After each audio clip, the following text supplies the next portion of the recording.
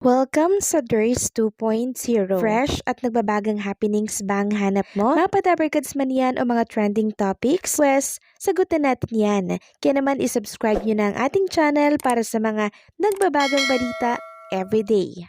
Welcome back again sa ating YouTube channel mga Kadabarkads. So happy 47th anniversary po sa programa nga Itbulaga at pag-uusapan natin ang tungkol nga po dito at ang katanungan ng maraming Dabarkads kung bakit nga ba pinaghiwalay si Raisa May at Bimbi ngayong araw po ng Huwebes. So si Raisa May nasa barangay at si Bimbi naman ay sa studio. So mamaya, sasagutin natin ang tungkol dyan. Pero bago po ang lahat, pag-usapan muna natin itong kakatapos lamang po na celebration ng 47th anniversary po ng Itbulaga. At alam nyo ba mga Kadabarkads, 14,581 episode na po ito ng Itbulaga. At kanina bago nga po mag-celebrate ng anniversary, ang dami pong sponsors ng Itbulaga. Andyan ang CDO, Mang Inasal, Ajinomoto, Ensure Gold, Jolly, EO Executive Optical, Smart, Ecooter at ang KFC. Total of 9 sponsors po for 47 years anniversary at hindi lang yan, ang mga sponsors po ay may pa-take home sa mga live audience ng Itbulaga. So sa opening number po ng Itbulaga kanina, nagbalikan po yung mga clones ngayong anniversary. Andyan po si Jazara, Baron Carl, Mang Domeng, Lucky Robles, at si Ruel at si Miley Cyrus. And syempre, present din po si Tito Soto ngayong 47th anniversary po ng Itbulaga at makikita nga natin yung live audience ng Itbulaga ngayong araw. Sobrang punong-puno, full pack mga Kadabarkads at meron silang mga naglalakihang banner para po yan sa anniversary ng Itbulaga. At kung inyo napapansin, naka-color coding po ang mga Itbulaga hosts. Ang TBJ, syempre, pioneer yan, color red. And yellow naman si Maine Mendoza, Karen, and si Miles Ocampo. While green naman po itong si Ryan, Bimbi, and si Alan K, Yul, at Ian Red. Sa sugod bahin naman naka-yellow po si Paulo Balesteros, Jose Manalo at red naman kay Raiza. At dahil 47 years anniversary po ng Itbulaga, lubos nga ang pasasalamat ng mga Itbulaga host sa TBJ and syempre sa Itbulaga dahil naging parte po sila ng programa, lalo na po si Ian Red kanina, mangyak-nyak po siya na nagpapasalamat sa TBJ. Ganon din po si Raisa May, Jose Manalo, Bimbi at buong Itbulaga host mga Kadabarkads. Nagpapasalamat dahil naging parte daw sila ng Itbulaga.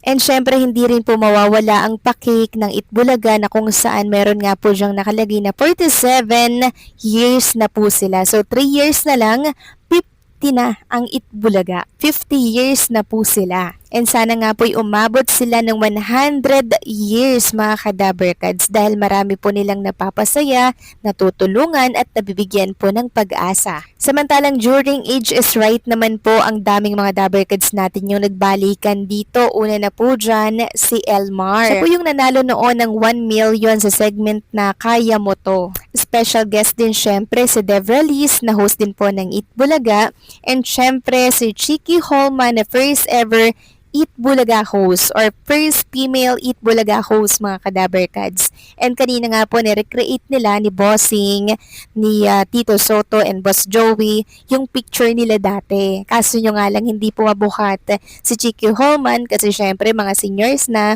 at hindi na po kayang makabuhat mga Kadabarkads. Lubos din po ang pasasalamat ng mga special guests natin na dati na pong Dabarkads dahil naging parte po sila ng programa ng Itbulaga. Samantalang kanina marami naman po ang nalungkot mga Kadabarkads dahil magkahiwalay nga naman po si Bimbi and si Raisa May ng location.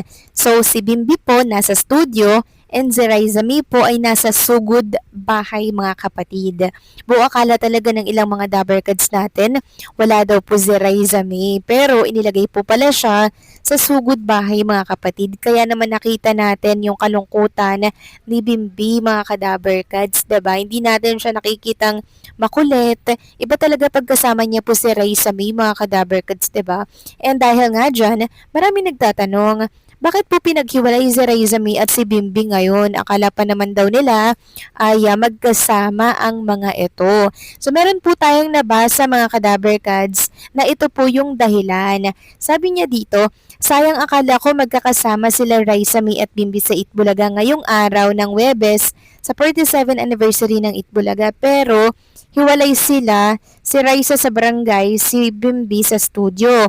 Pansin nyo, hindi masyadong bonggang anniversary ng EB ngayon dahil sa Sabado po talaga ang mismong celebration na bongga ng Itbulaga.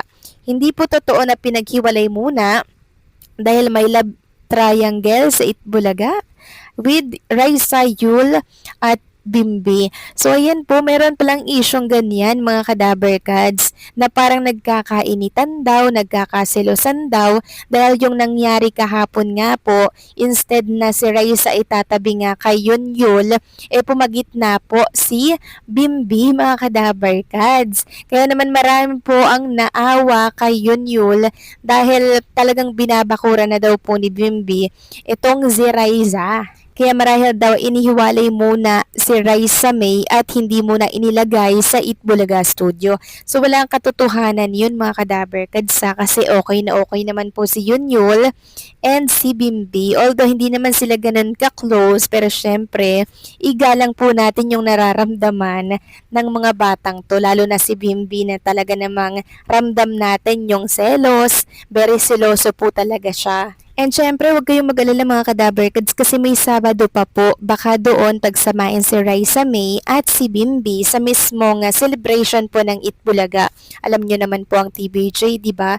Every Sabado po talagang binobonggahan po nila yung kanilang programa kasi ito talaga yung time na nagkakasama-sama po ang buong pamilya. So yun po yung rason kung bakit po hindi masyadong bongga ang Itbulaga ngayong araw po ng Huwebes for 47 years kasi ibubuhos po nila yan by Saturday. So kaya pala 2 days po silang magse-celebrate mga kadaberkads, no? Kaya pala 2 days. Pero ngayon, syempre, kailangan muna nilang i-celebrate yan kasi nga po ito yung mismong araw.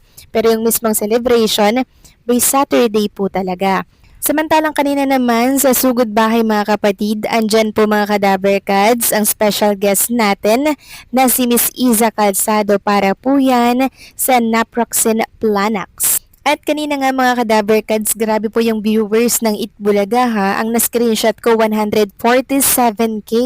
So isang channel pa lang yun mga kadaberkads ha. Samantalang kanina lubos po ang pasasalamat ni Raisa at Bimbi sa Maybe International dahil nagpadala po ng cake, ng lechon para po sa 47 years ng Itbulaga. Kaya naman po grabe, sobrang nakaka-touch itong ginawa po ng Maybe International dahil sobra talaga yung pagmamahal nila kay Raisa May at kay Bimbi. Sayang nga lang po dahil si Raisa ay nasa Sugod Bahay and si Bimbi po ay nasa studio po ng Itbulaga.